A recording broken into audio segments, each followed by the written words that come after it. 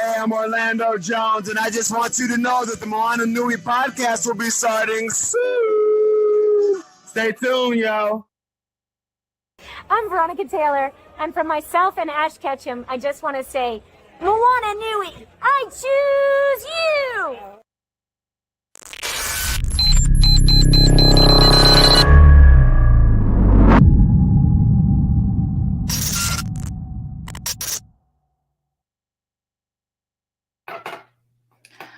Aloha mai kako, everyone. Welcome to the Moana Nui podcast. Today is August 31st, and I can't believe that we are already moving into September, ending of summer soon, and shifting into the fall. But here we are, and I guess we're just going to welcome it with open arms because that's how we do.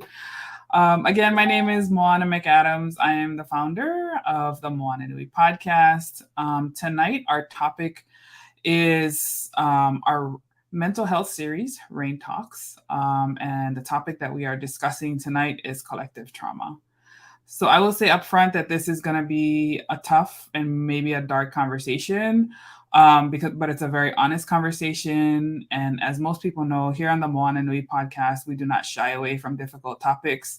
It's important for us to open those up and have these conversations so that we can help to move through these challenging stages of life and also help other people move through it as well. So, but before we get started, I want to acknowledge our sponsors, Papa'ola Lokahi, who are the premier Hawaiian organization uplifting the health and mental well-being of Native Hawaiian people, or Kanaka Maoli. So let me just play the video. Aloha, I'm Kim Ku'ule Burney with Papa'ola. Sorry, hold on. Technical difficulty. There we go. Aloha, I'm Kim Ku'ule Burney with Papa'ola Lokahi. Together with the Native Hawaiian Health Scholarship Program and 5 Native Hawaiian healthcare systems that serve 7 islands, our sole objective is to raise the health status of Native Hawaiians and our families. For more information, you can find it on our website at papa'olalokahi.org. Eola mau.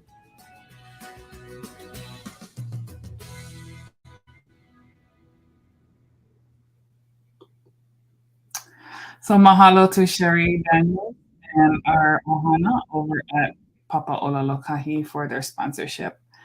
So tonight we talk about collective trauma, and we are joined by Shay Rain, who is our lovely leader and host of this monthly segment. And I'm happy to have her on tonight, as always. But I also want to introduce a special guest tonight, my sis, and a fellow Kanaka Maoli here in the diaspora, Jazzy Vanover. And she is someone who's actually joining our Moana Nui podcast team. Tonight she is guest co-hosting with Rain, but she's also going to be is our creative director, and she will be doing a lot of our social media and helping us to elevate our platform and get our audiences, the messages out to our audiences and help to build us up. So I want to welcome her to the show as well. So let me bring these wonderful ladies on, Shay and Jazzy. Aloha, ladies. How are we doing tonight? Oops, we're muted, Shay.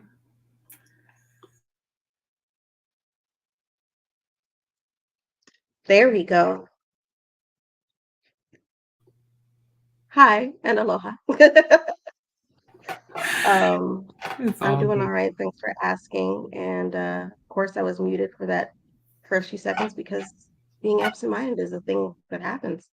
But always glad to be here. Awesome. I myself am doing well. Very excited and very grateful to be here. Great. Alrighty, so collective trauma. This is trauma is a word that gets thrown around a lot. but it's an important topic, especially when we talk about intergenerational trauma. But I'm gonna hand it over to Shay to kind of kick us off, and we're just gonna work through this topic today.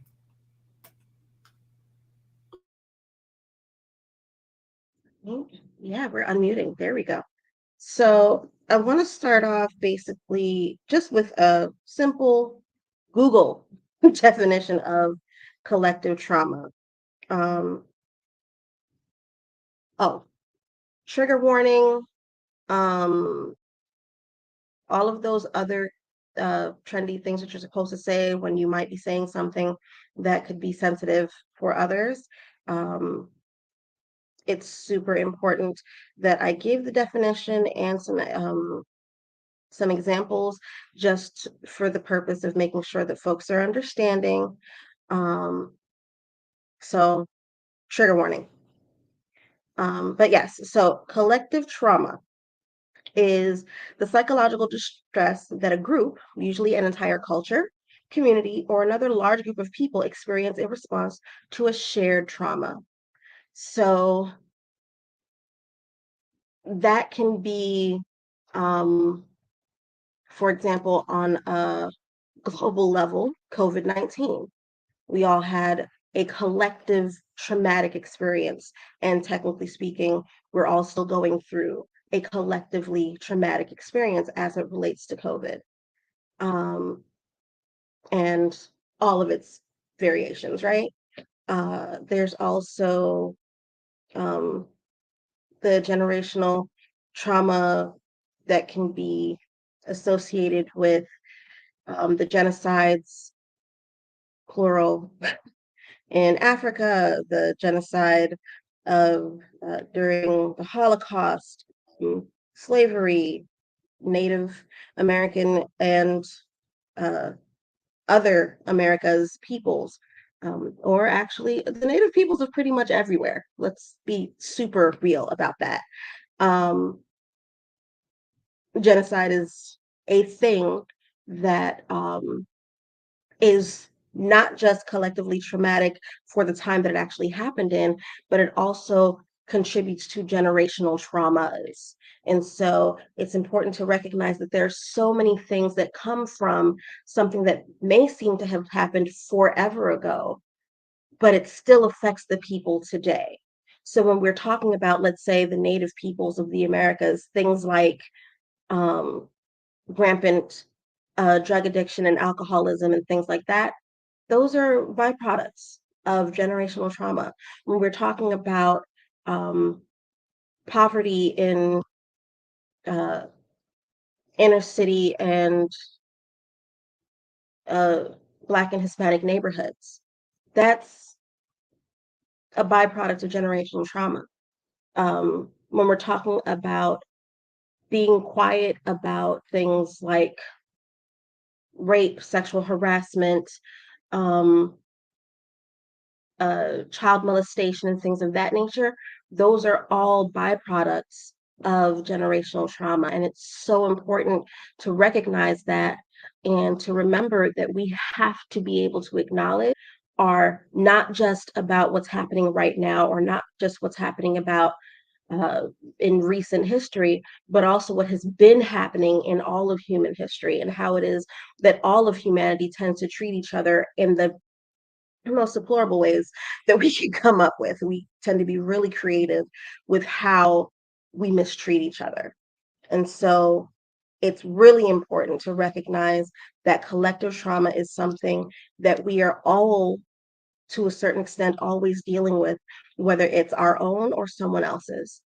And to that point, talking about something that's happening right now, if you saw this week's summary, synopsis, intro, not even sure what to call it, blurb that we keep, that we include with our links and the advertisement type thing that we do, we're gonna talk specifically about what's happening right now since the wildfires in Maui.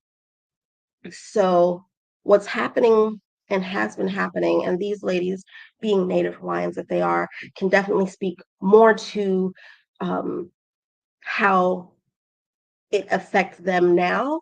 What's really important to recognize is that there is an immediately important to recognize trauma or traumatic experience happening collectively for the people of Hawaii. And that has also contributed to a resurgence of feelings and hurts and shared experiences and all of these things that have been brought back up and to the forefront of the experience of the people of Hawaii, of Maui. And it's really important to recognize how we, as those of us who aren't from there, can contribute to their trauma and can contribute to helping them not have to re-experience some of that trauma. So that's what we're going to be talking about today. So really, today I'm mostly here for the science. Out of respect for the culture and the people of Hawaii, I am deferring to these wonderful, beautiful ladies here for their lived experience and intelligence to explain why we need to be doing better.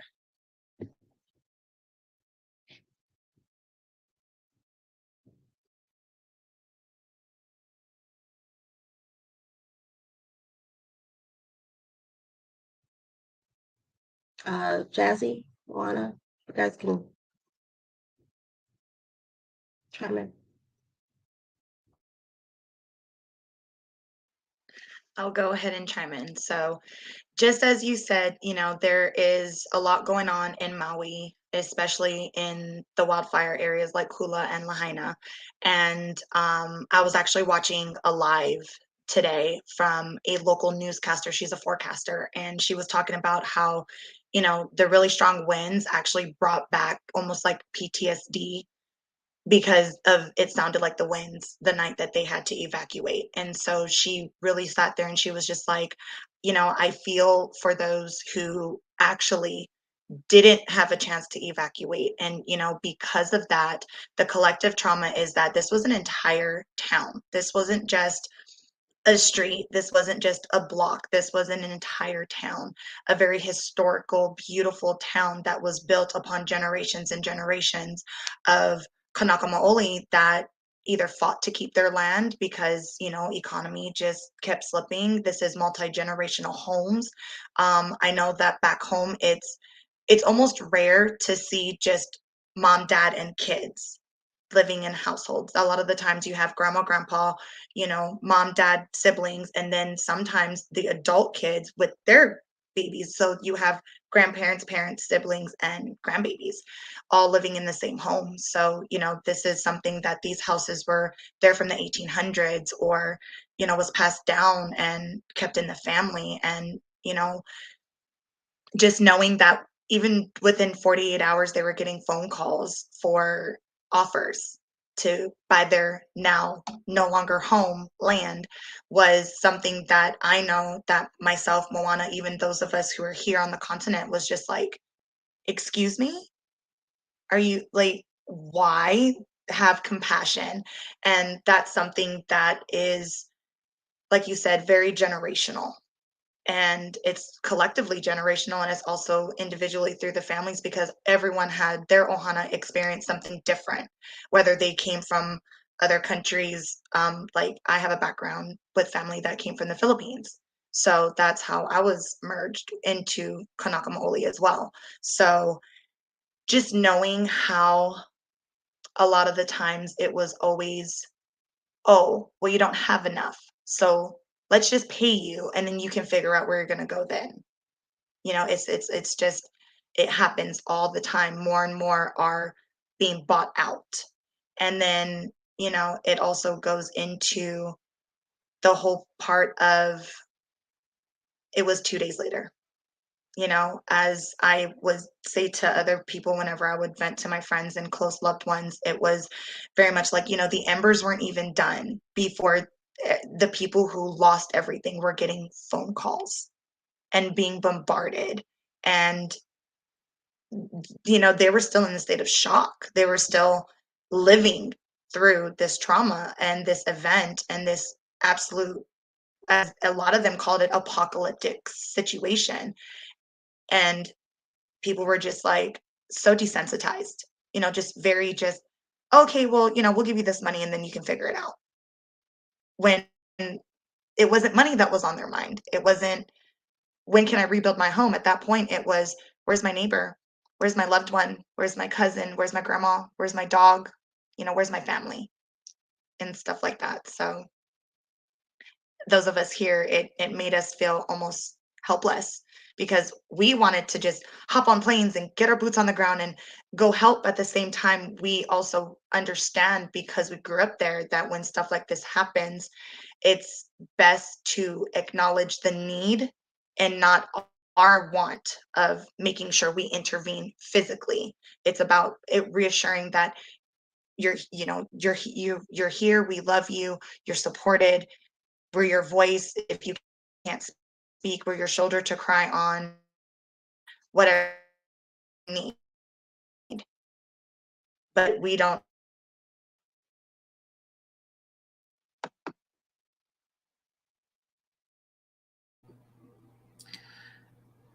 Yeah, I think what Jazzy said is very important in terms of the multi-generational families and the land that has been um, what's the right word?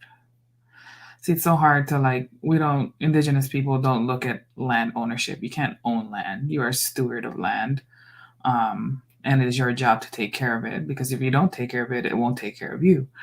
And so that is, yeah, it's hard to talk about ownership and things like that. But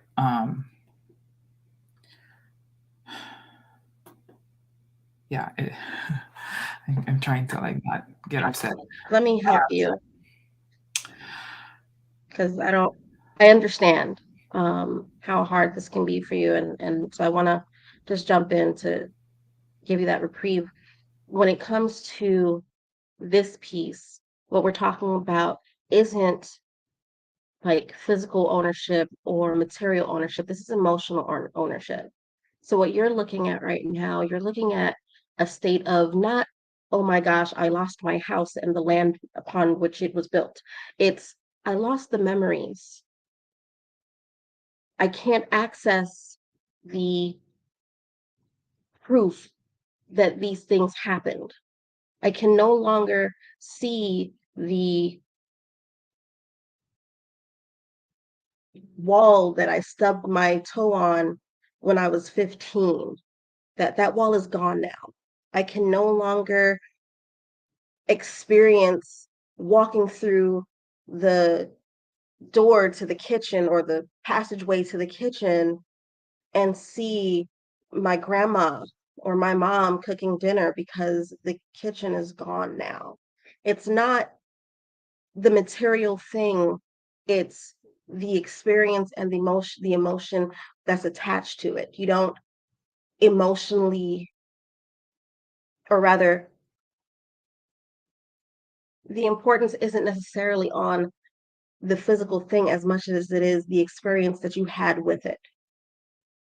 And so when we're talking about being able to cope and deal with someone coming and trying to offer you, or your family or your loved one or your neighbor or that person who you just so happen to see every day on your way to school, you know, you might not know their name, but they're still a part of your experience. When you find out that someone was offering them some monetary amount for a memory or an experience or a part of their life they will never get back, that's the pain that we're talking about. It's not, oh my gosh, this physical thing that I no longer have. It's this entire portion of my identity that I no longer have access to, that you are now trying to put a price tag on as if I can be bought.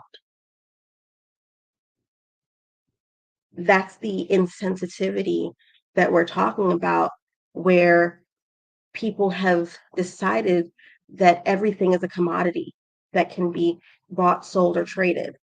That's not how this works. That's never been how this has worked. That's actually one of the bigger reasons why it is that wars were literally fought over this whole concept, is because what was being told is you're fighting over land, but what you're actually fighting over is safety. What you're actually fighting over is the safety and unity of your community. What you're actually fighting over is your ability to say, I have a right to live and be here, regardless of whether you believe that your monetary or gold or whatever thing it is that you think is more valuable than my life, than my space, than my autonomy is. I'm willing to fight and die for that because that is valuable beyond measure. And the insensitivity that's being shown and that has been shown is what exactly it is that we're talking about, because it's a double-edged sword, right? It's, I have this thing or these things that have that are priceless to me. And also I have this need for these things that definitely have a price, because I will need to be able to get a roof over my head. I will need to be able to make sure I can get my kids to school. And these things cost money. However, these other things that are priceless to me are also a part of this equation that we're not actually getting a chance to deal with, because you're focused on these other things as if life should just go on without me having the opportunity to deal with this part. Did I get that right? Spot on for me. Yeah, I mean, absolutely. That's definitely true. And I think the added layer that most people won't also realize is that Hawaii was and is a kingdom. And where Lahaina is right now is the seat of that kingdom. It was the original spot where our islands were united under one ruler, chief, essentially. And so, in addition to like the modern day aspects of what people see now, there's history and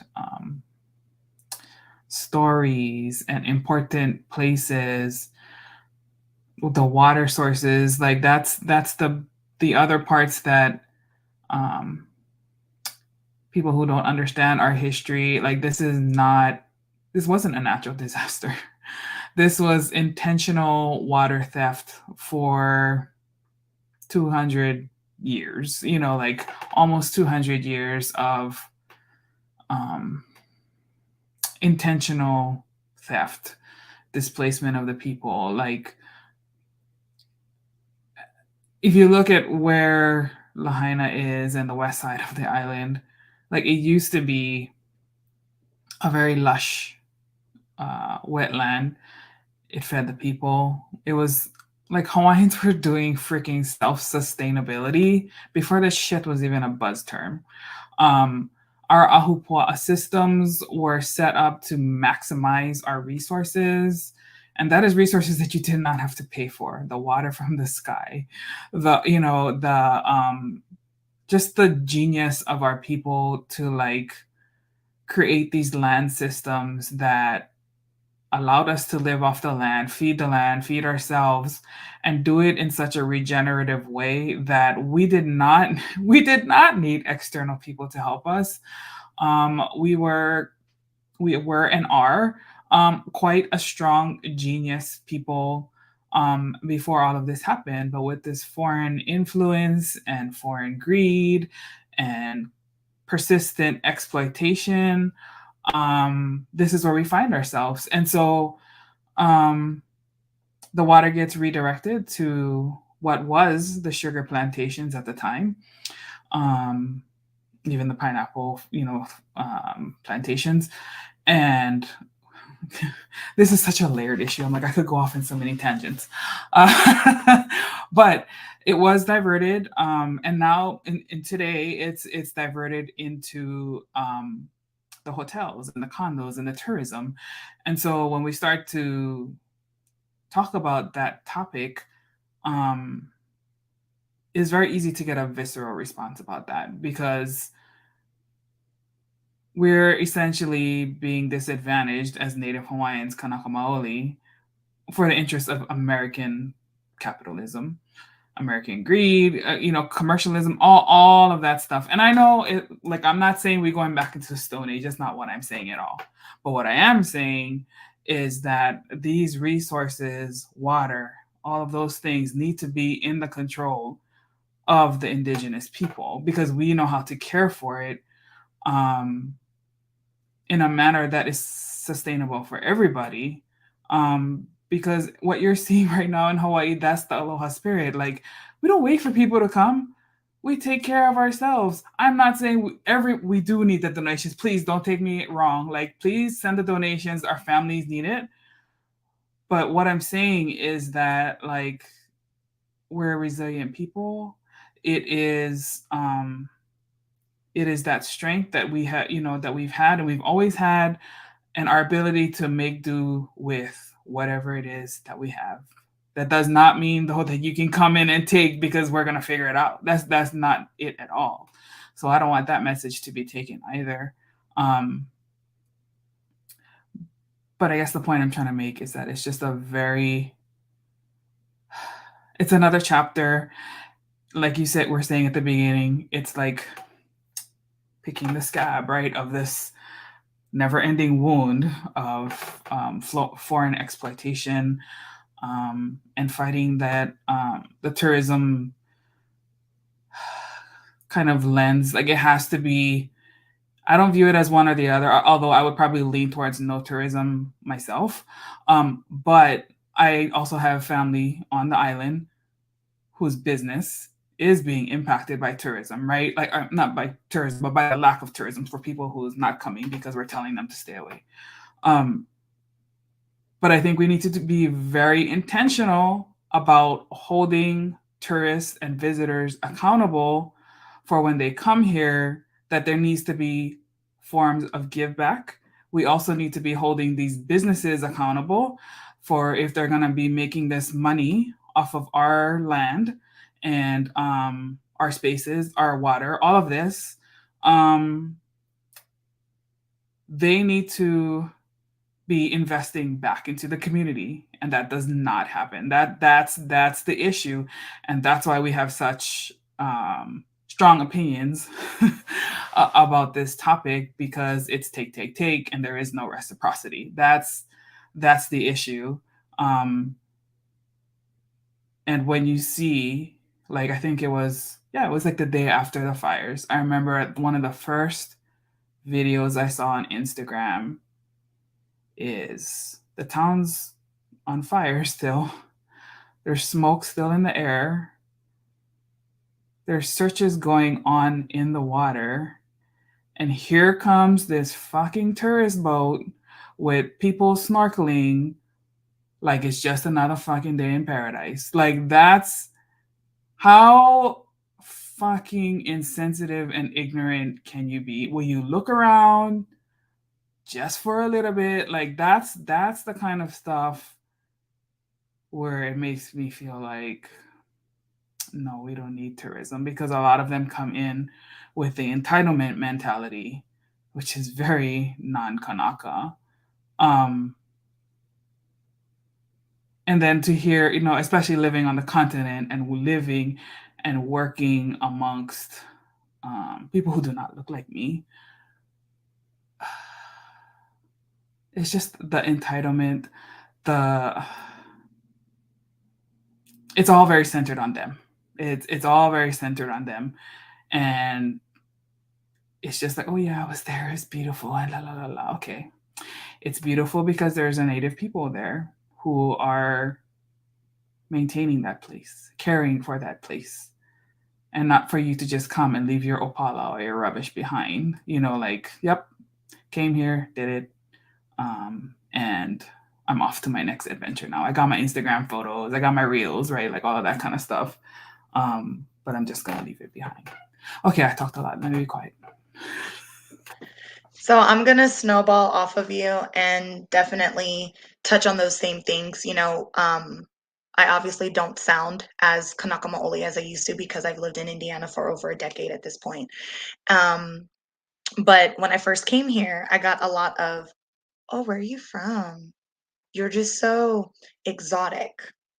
And, whenever I told them, "Oh, I was born and raised in Hawaii," it's, "Oh, well, do you know how to hula? Can you hula for me?" And I'm just like, hula isn't something that even our own culture, like, is it beautiful? Is it sexy? Does a lot of people look at our kane, our men, and be like, "Ooh, yes, absolutely." But at the same time, we know as our culture, it was our books said and spoken in Olelo Hawaii in Hawaiian language and with our hands, with the motions of our hips.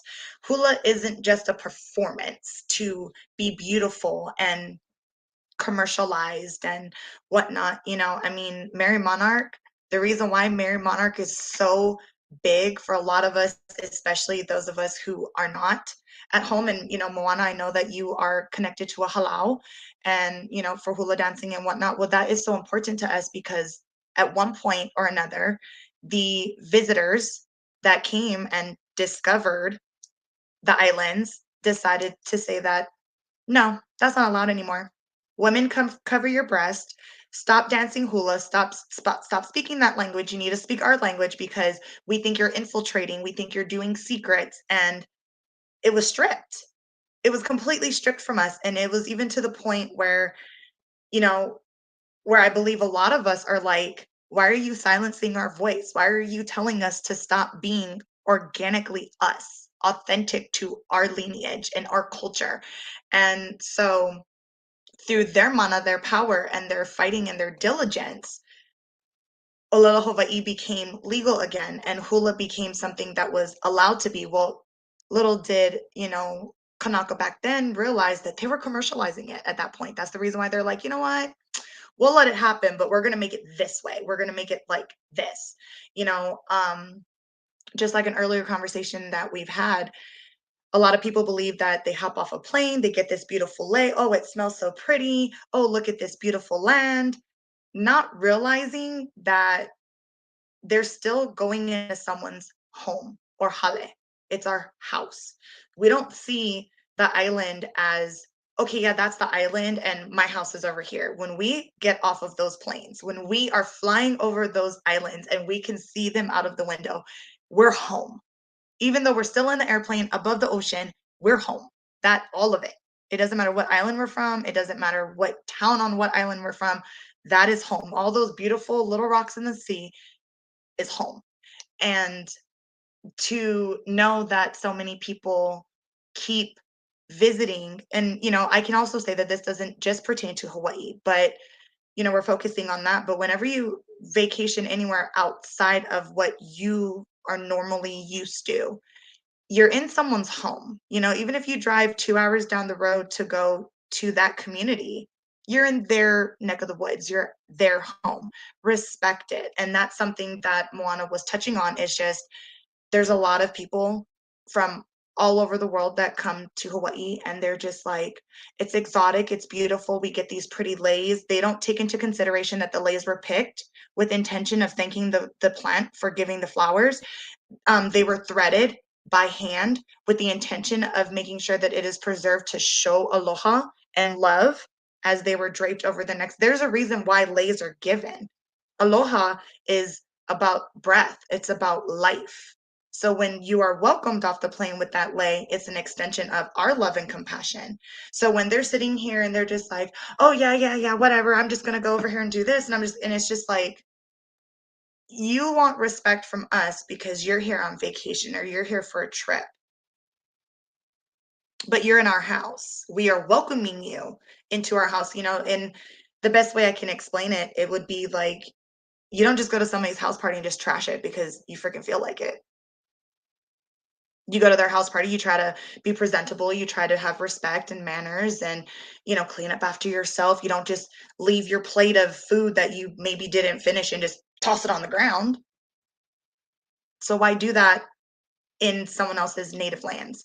And, like Moana said, the self-sustainment of the lands were just absolutely beautiful. I remember in elementary school. So growing up on Oahu, I went to multiple different schools on the island, but in the elementary school years, I mainly went to Kamaili, which is in Waianae, which is the west side, very dry land. And brush fires were something that we experienced quite a bit, unfortunately.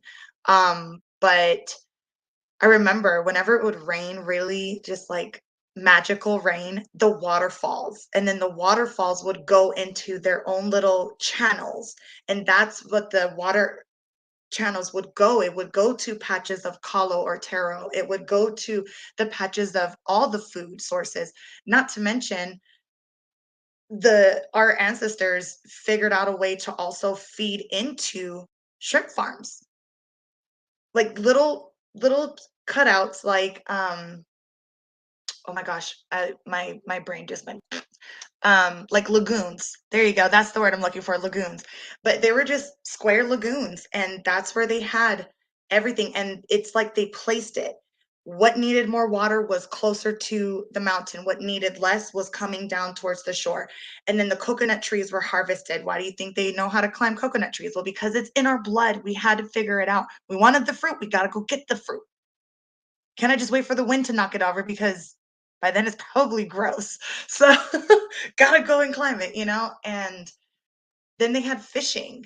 I mean, I really do feel, and this is the Disney girl in me, but I really do feel like the movie Moana really did depict Polynesian culture the organic, beautiful way that it was meant to be, in the right way. And,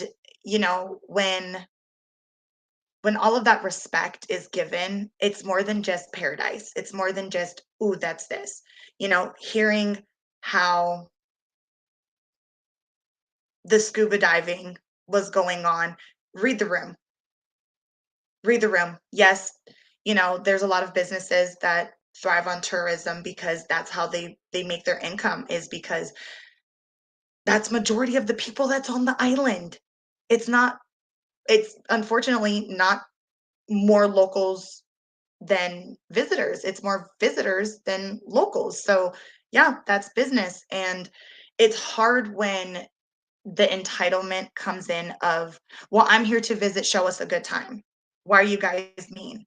Well, because time and time and time again, it doesn't matter how many chances we've given, how many chances and times of compassion and kindness, it's always taken advantage of. And it definitely leaves marks. We see it as children. We've heard our kupuna, our grandparents talk about it. We've heard the elder neighbors talk about it.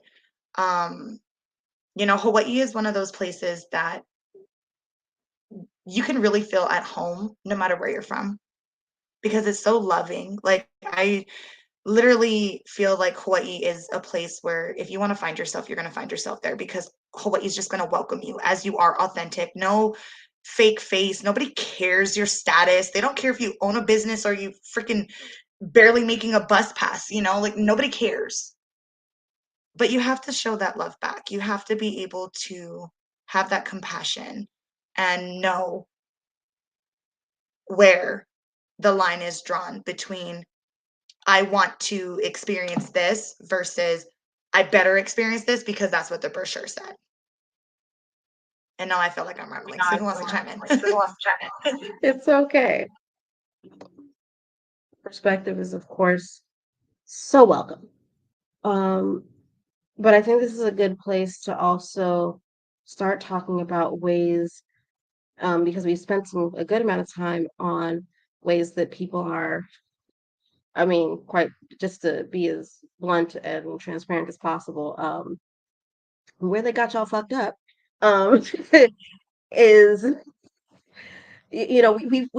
we've got that part, so we hopefully understand. Actually, okay, I'll take this one moment.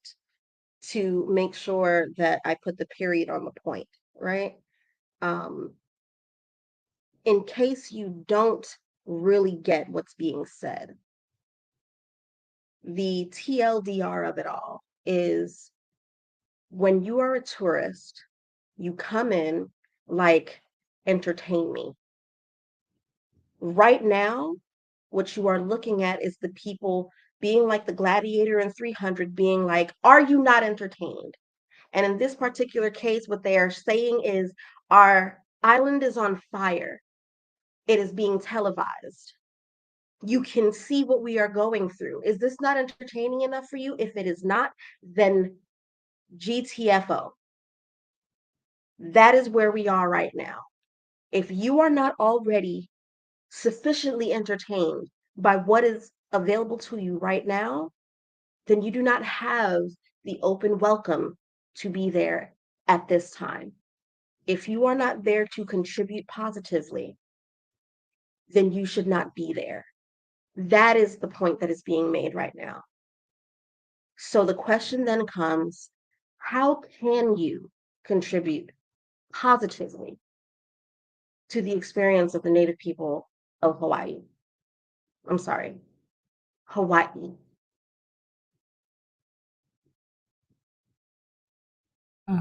I love it. So I would say there are so many community organizations that are on the ground helping the families, and despite what national media is saying, ground truth, as anybody should know by now, ground truth is not what the media is putting out.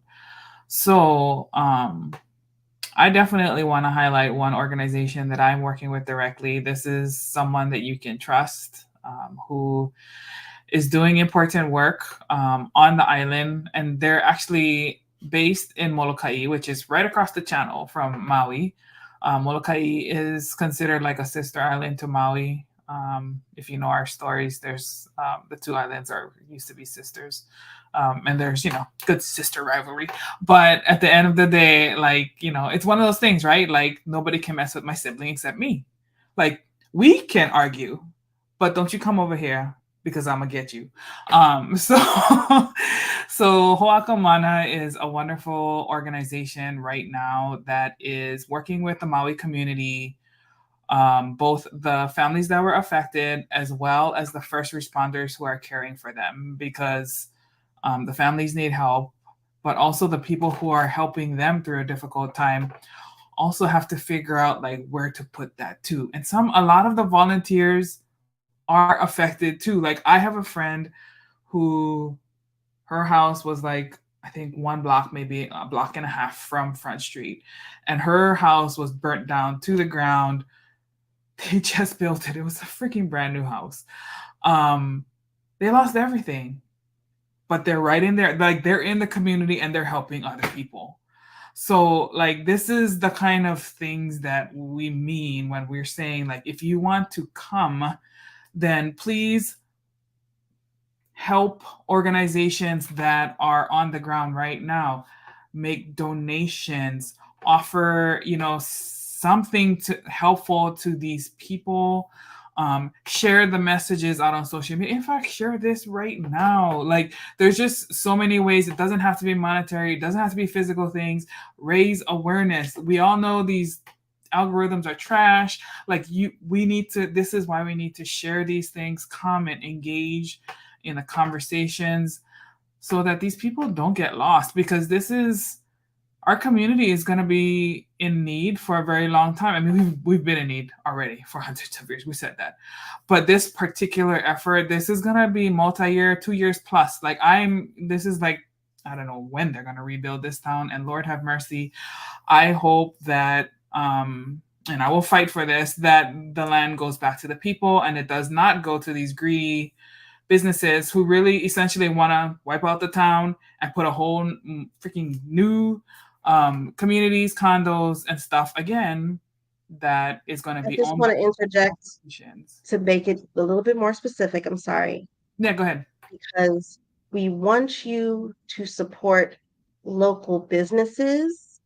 We do not want to sell to the big corporations. Correct.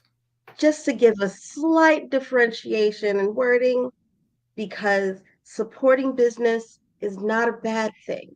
Mm-hmm. Supporting corporations in this particular situation might not be helpful to the people of the island. So just throwing that in there just for a linguistic Thank you, sis.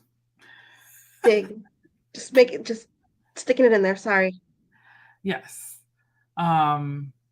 So be intentional about the businesses that you are supporting too, right? Like look for the mom and pops, look for the smaller family owned businesses, because those businesses, I know a lady, Empanada Lady. So if you're on island, please go and support her restaurant. I believe she's in Kahului. But she is on every Saturday.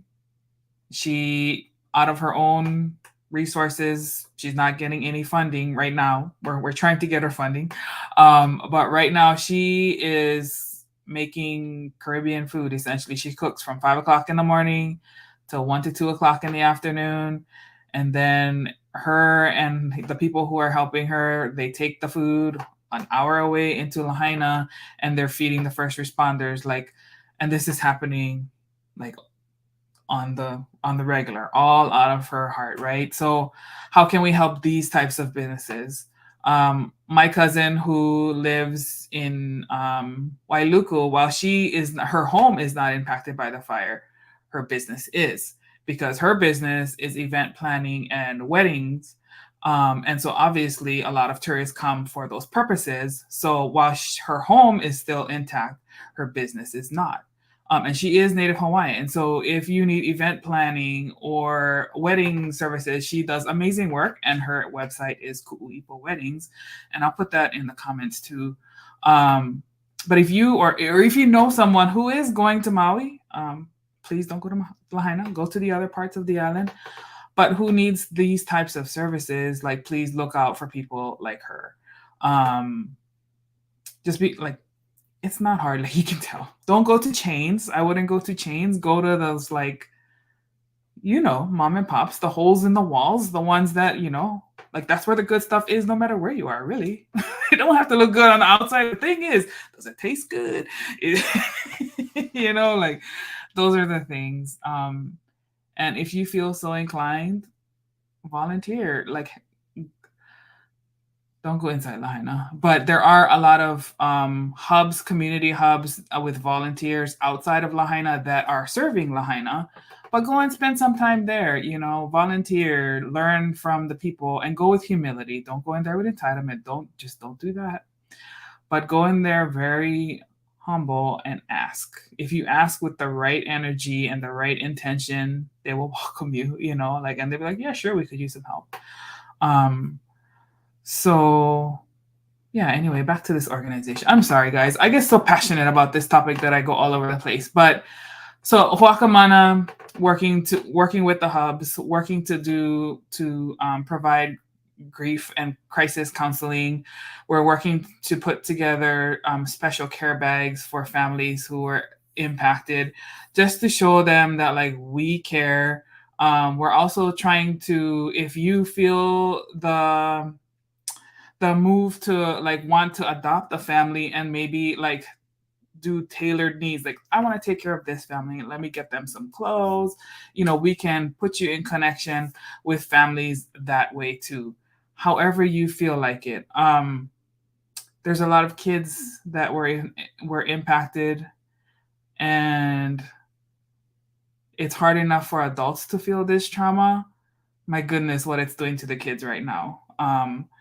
So I have a special place in my heart for the kids because, I wasn't super young when I, had our own disaster on my island. I was 10, but I was still young enough. Like that stuff is very pivotal in the way I am now. But yeah, like we want the focus to be on these families and helping them to overcome this. And it's so hard when you're grieving to even want to do paperwork. Like just think about when you lose a loved one, just one loved one, how hard it is to navigate that space. Imagine losing all the neighbors in your town, like just multiple people at once. Like there's some dark stuff that's happening already. You know, like they're not really talking about it in the news, but there are suicides happening already. Um, and that's, you know, those are the types of things that we want to help people to bring them out of the darkness. Like it's hard right now, but like we're here, reach out, ask for help, you know. I think that's the other side of Hawaiian culture too, because we're so aloha, we have a hard time asking for help. And so the other part of me, you know, like here being on the continent is trying to be an advocate for those who I know need the help, but will not directly ask for it. They just won't. And it's just, you know, being Kanaka in the diaspora, you have your foot into different worlds and you have to try and translate for both sides really, so that those gaps can be bridged and people can try to understand both worlds. Um, so yeah, go ahead. I know Jazzy wants to say something for sure. So I'm right there with you. That's what I got into peer counseling after going through my own traumas and whatnot. And that's the focus of why I absolutely love that you introduced me to work with Hoakamana, because they do focus a lot on, as they say, the EMS system, the emotional, mental, and spiritual wellness of the person, the soul, making sure that, they are valid, they are heard, they are able to heal, transcend, and be able to come out of the situation, the trauma, whatever phrases will fit the narrative on it. But it is literally a program, a beautiful nonprofit that is there to help every single person, every single soul on every single level. These care packages that we're organizing to get together, it is not just a throw all. It is very specific to make sure that we include families together, that we have something for the adults, something for the keiki, for the kids, something that reminds them we have our culture, and art is something that we are very familiar with because we are living art, if you will. And just knowing that these souls, these beautiful souls that are impacted right now, are not being forgotten. After hearing what Moana just said, that's a sign, that is a signal, that is a flashing light of, we need more help. We're struggling. There's something that needs to be met that's not being met. And like she said, us being up here, it's hard because like I said before, we just want to go, and we just want to be like, let me hug you, like, I got you, what do you need? Let's take the kids, or something. But at the same time, we're here, and so we do what we can here, like she said, bridging the gaps, allowing the voice from back home to be heard beyond the Pacific Ocean. Just knowing that they still have Kanaka Maoli, even if we're not there. I have a first cousin who organized a beautiful drive the Friday after the fires had started. And he was just like, I'm doing a drive. This is what we're going to send to them. And it's because he had family and prior coworkers and whatnot, that from his wife's side and stuff like that, that was living in Maui, not Lāhainā area, but close enough to where they had friends. And so they knew what kind of needs were immediately needed to be met. And so when we ask people, visit the islands, yes, support the local businesses. Also go there knowing that you are in a sacred place. Everything is sacred to us. We have a very similar mindset as the Indians did. Like Moana said, you take care of the land takes care of you.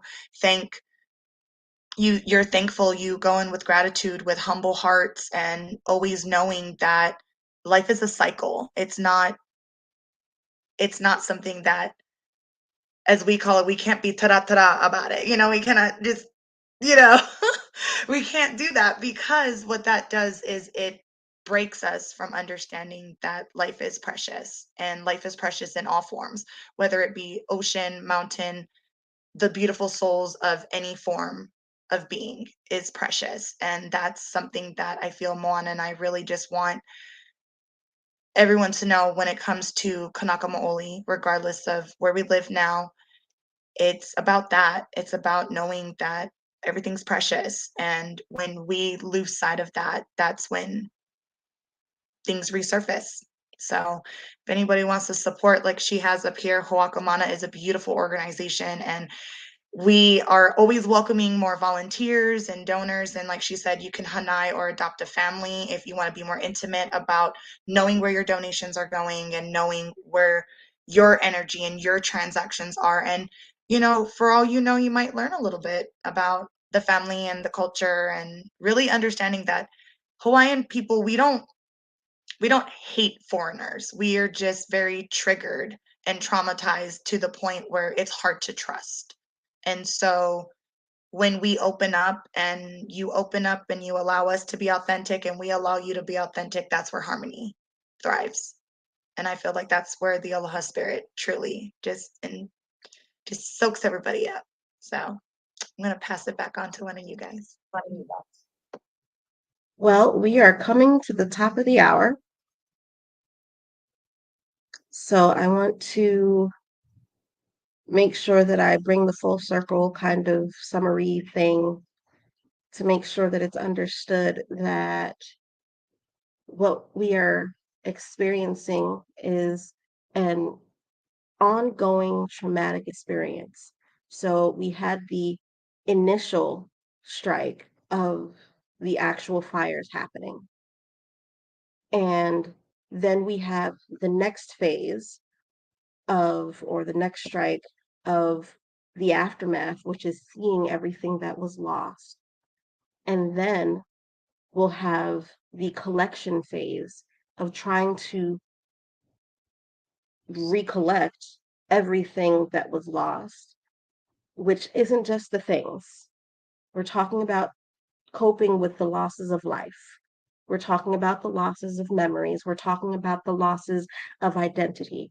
Because when it comes to some of these things and some of these places, as these ladies just described to you, this is a part of their cultural, social identity. This particular area is a huge element of how the entirety of the island, this is the seat of where historical stories, let me not say history started because that's super inaccurate, but this is the seat of their monarchy, this is the seat of their royalty, this is the seat of pride that was not exactly naturally taken away, that was decimated, that was actually initially stolen and appropriated by people who did not have respect to begin with, and then, quote unquote, gave it back as if it was theirs to give in the first place. So when we're going into these places, when we are taking our vacations, or when we are showing up supposedly to help, we have to come in, and y'all know humility isn't exactly a part of my vocabulary. I literally wrote a whole piece saying fuck humility. So that's not a thing that I am necessarily fond of, but I do believe that this is one of those situations that you do need to come in with some cultural humility, knowing that you don't know, knowing that there's space for growth and understanding here that you probably don't even actually have the capacity for. And it's up to the people who are there, who you are there to serve. But let's be really specific. You are there to serve them. When you are there as a tourist, they are not there this time to serve you. You are there to serve them. You are there to contribute to their small businesses. You are there to contribute to their needs. And then they will share what they can with you. That is the purpose of this particular time. So, yes, you can still go and visit those areas that are safe for visiting and that are open for visiting. And as you do so, remember that you are there as earth servants to help them repair and recollect and get through these phases of trauma as safely, emotionally safely as possible. We are just stewards here.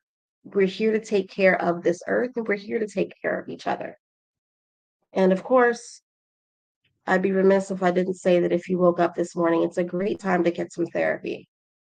Because if you don't understand what this message is about, then you probably haven't spoken to me before.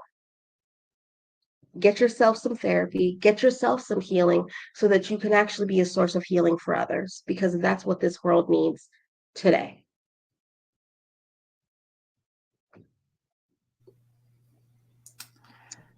Here we are. It's 8:02. I couldn't have said it better. Alrighty. Well, ladies, we got through that conversation.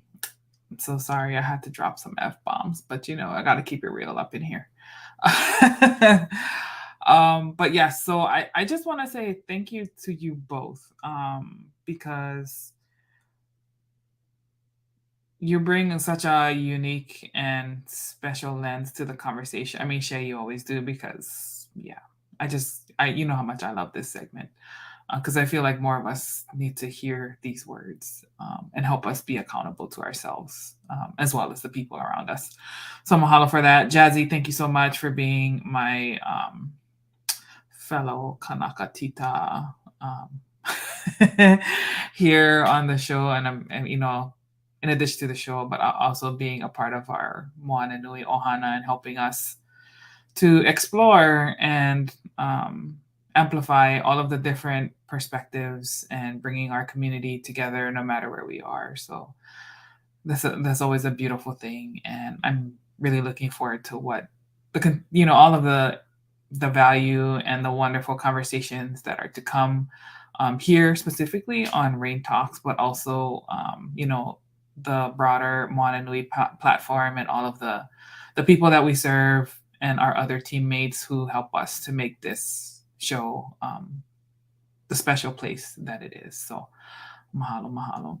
But before we go, real quick, let people know where they can find you online, with your socials, where can they, especially for you, Shay, where can people contact you to reach out for therapy services?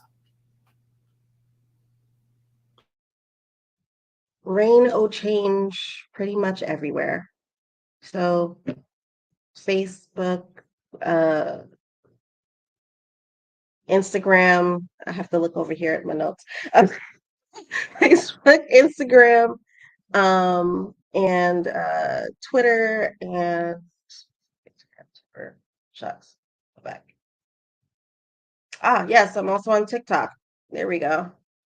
So yes, Rain or Change, pretty much everywhere, is how you can find me. You can drop me a message, and of course, Moana and Dana are always happy to field your messages in case you have anything that you wanted to ask me, but didn't get to ask on air, I guess. And we usually say, when we're not quite as serious, that that you can basically message any more private issues that you want to discuss directly, and we can schedule a session. So yeah.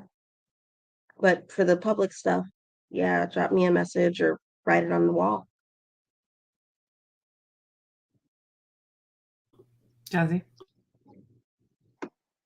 So I only have Facebook and Instagram. On Instagram, it's at Jazzy_Vanover.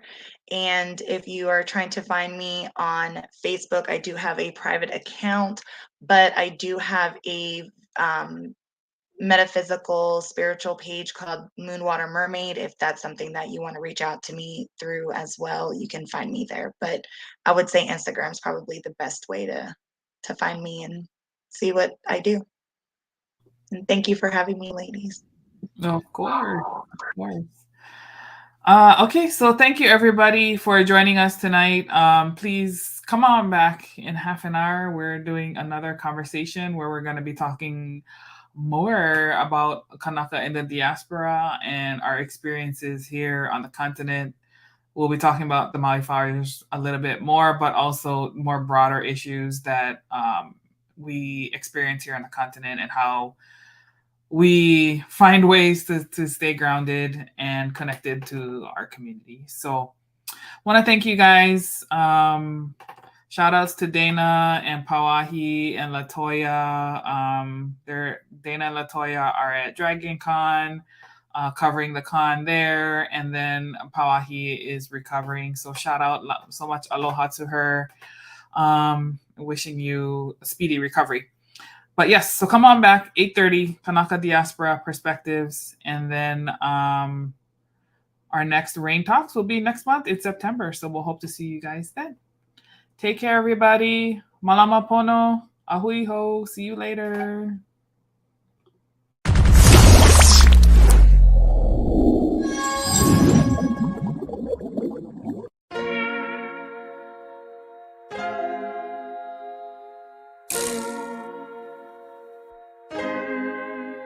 So many stories left to tell, even if we have to ourselves. Can't keep history on the shelf. If we won't tell it, we will. If this the land of the free, it was a freedom then. When they annexed Hawaii and called it cedar lands, without any type of payment and no signing off. Called themselves the Republic in 1894.